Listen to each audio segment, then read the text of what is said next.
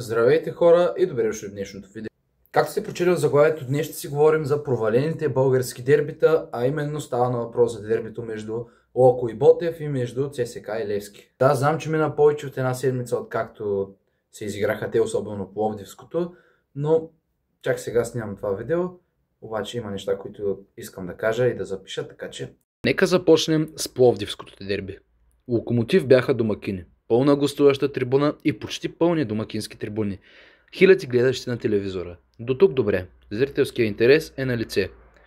Още в третата минута станахме свидетели на гол за домакините, който обаче бе отменен заради засада, посочена от ВАР. След доста динамична игра се стигна и до дуспа за Ботев, реализирана от Тодор Неделев. Като това бе първи гол за Неделев, откакто се върна в пловдивския тим. Последваха атаки и от двете страни. Локо бяха една идея по-добре сложени на терена и това даде резултат, като Хуан Перея вкара в 35-та минута и с този гол изравни резултата. Само 6 минути по-късно матча бе прекъснат, след като Даниел Наумов, вратаря на Ботев, чиято врата бе под домакинската ултрас трибуна Бесика на Локомотив, бе оцелен в главата с пластмасово шише пълно с вода. Но това не беше единствената хулиганска проява. Преди това матча бе спиран заради хвърлени димки и от двете агитки на терена. Та след като Наумов бе оцелен в главата с бутилка, матча беше временно спрян. Лекарският екип на Ботев го провери и му установи комоцио, като по-късно се разбра, че именно за това и ще пропусне следващия матч на тима си срещу Добруджа. Решението дали матча да се продължи беше в ръцете на Ботев и те решиха матча да се прекрати. След това решение станахме свидетели на сблъскване на играчите на терена, словесни престрелки от двамата собственика, като по-късно, както обича да прави, Венци Стефанов също се намеси с коментар, нападайки Наумов. Общо взето много хора в нашата футболна общественост го нападнаха и осъдиха за това, че не можел да продължи матча. Всички тези хора обаче не осъзнават факта, че мнението на Наумов не е фактор за това матчът ще продължи или не. Решението е било изцяло в длъжностните лица на жълто-черния тим, позовавайки се на мнението на клубния лекар, че вратарят не трябва да продължи матча. От тук идва и обвинението, че на Даниел нищо му нямало и никакво комоцио нямало. Аз съм на мнението, че е напълно логично след удар слепоочието от шише, пълно с вода, хвърлено от няколко метра, да получи някакво неразположение. Не съм лекар, не мога да кажа, но се позовавам на това, което казал клубния лекар на Ботев. Като идва и следващото обвинение, защо Ботев просто не са го били сменили с резервния им вратар и матча да продължи. Ако това се беше случило, това нямаше да е смяна заради контузия от самата игра или от решение на треньора, а защото някой си е решил да навреди на Наумов. Тоест се очаква Ботев да се съобразят с хулиганските прояви на идиот от трибуните ли? Аз лично разбирам защо не го направиха. И идва следващото. Какво ще бъде наказанието? Немалко хора искаха солено наказание за Ботев, защото били напуснали матча, като се говореше за 100 000 лева, вземане на 9 точки от актива, както и предупреждение за изключване от първенството, всякакви такива неща. Ама те не напуснаха матча така. Съдята им даде избор. И той свири края на матча. Решение породено от преценения риск от Ботев.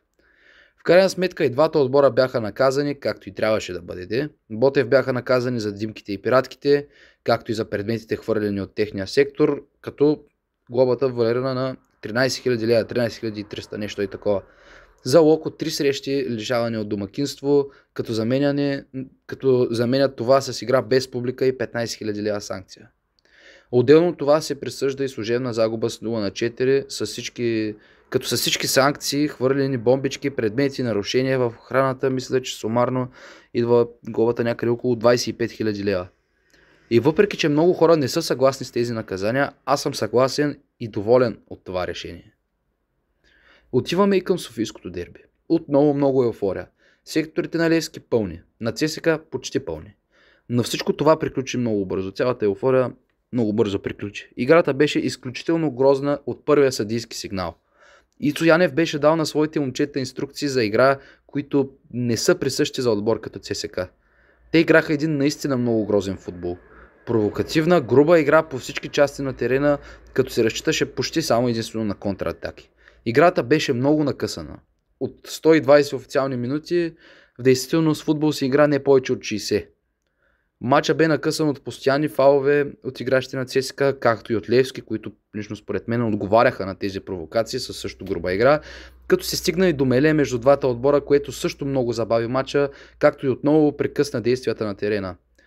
Имаше и прекъсване на действията на терена отново заради димки от страна на сектор Г, като сектор Б също запали димки, които бяха достатъчно силни също да прекъснат матча, но вятъра беше на тяхна страна и димът не отиде към полето.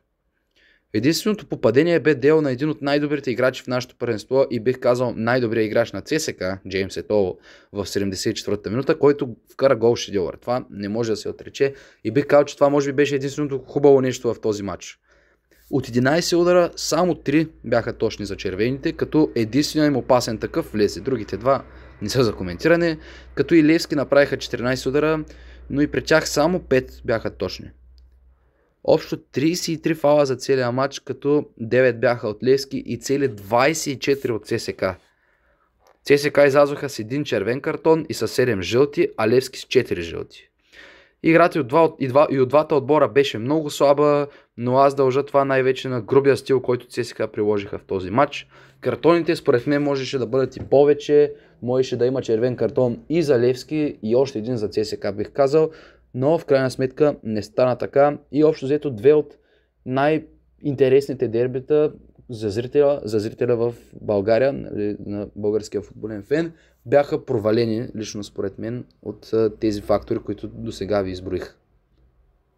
Хора, това беше от това видео, надявам се да ви е харесало, ако е така, дайте един лайк, ако не сте се абонирали, давайте и чао!